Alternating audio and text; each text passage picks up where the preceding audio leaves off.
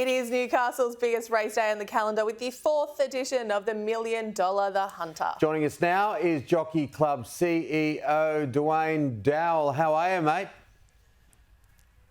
Good morning, Tim. Good morning, Jules.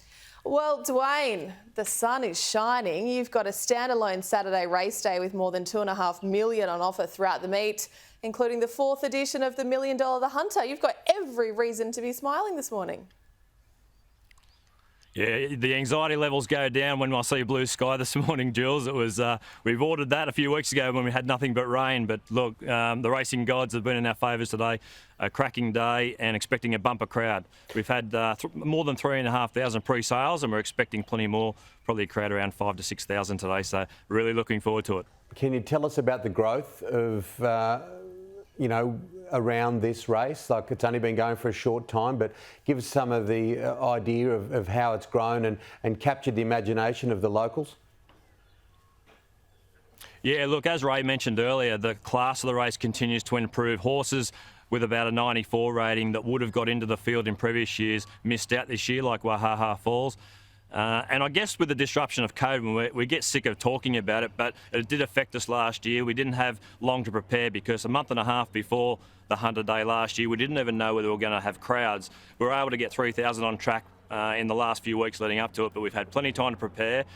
We've invested heavily in promotion of the event to the local area and really pushing the notion that it's the Hunter people's event and it's their race, and to come and embrace it. Novocastrians are very patriotic sports people, and we think we'll get that desired result today. They'll come out in droves to support the race day.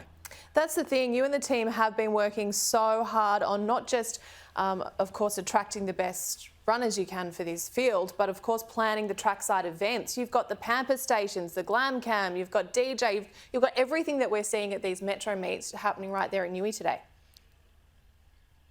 Yeah, that's right. You've got to cater for a variety of demographics. Obviously, the young people are well catered for with Running Touch playing after the last, which is similar to what the ATC do in Sydney. So we really have to keep up to that standard.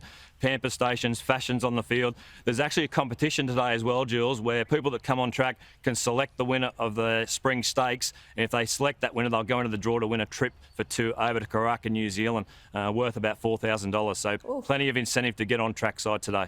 Such a rich history in this industry, in the area, of course. It's a huge area for those in other parts of Australia or even in New Zealand. We're talking, the best part of 500,000 people.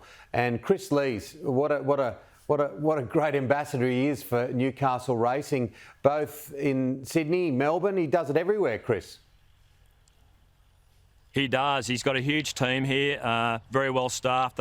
He has about 120 horses in work in Newcastle, of which we've probably got a total of 280 to 300. So got a large proportion of horses here, and he's getting plenty of success, but he absolutely deserves it. He's got great backing from Australian Bloodstock, who are great supporters of not only Chris, but also the Newcastle racecourse as well. So, yeah, he deserves every bit of success he gets. And hopefully today, we finally cracked that first win in the Hunter for Chris with Gem Song. He's run second in that race for the first 3 years, so I guess he's due for a change of luck.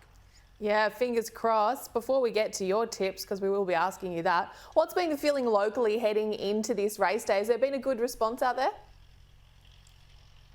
There has been a really good vibe, and the response to all of our marketing strategies has really worked. So looking forward to a big crowd. There's lots of talk around the town, and it's also about showcasing the Hunter in Newcastle to other people. We all love living here, and we've just got to promote why we love living here and why it's a great place to come up for a destination weekend such as the Hunter weekend. So looking forward to a huge crowd. There's no excuses. We've put on a great day, so I'm sure they'll come out and support. We won't dampen the spirits by talking about the Newcastle Knights. Oh, we could talk about the women's team because they won the comp. But anyway, hopefully they'll turn the corner sometimes. Flying. Yeah, hopefully they'll turn the corner sometimes. Finally, you got some tips? Stop yelling and enforce. That's right. Look, the girls are going great guns, aren't they? But I'm sure the men will start to improve in the next few seasons. Oh, absolutely. Have you got a few tips for the race day today, Duane?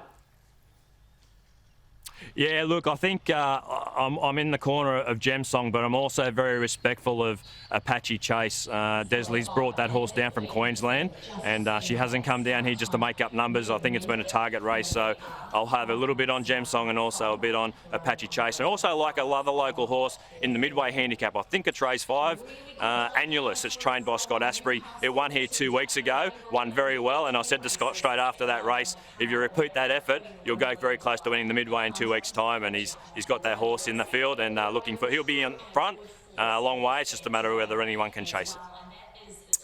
All right, Duane, well, thank you so much for joining us this morning. Good luck to you and the team today. We hope it goes well. It's great to see great conditions for you and a wonderful field for the Hunter as well.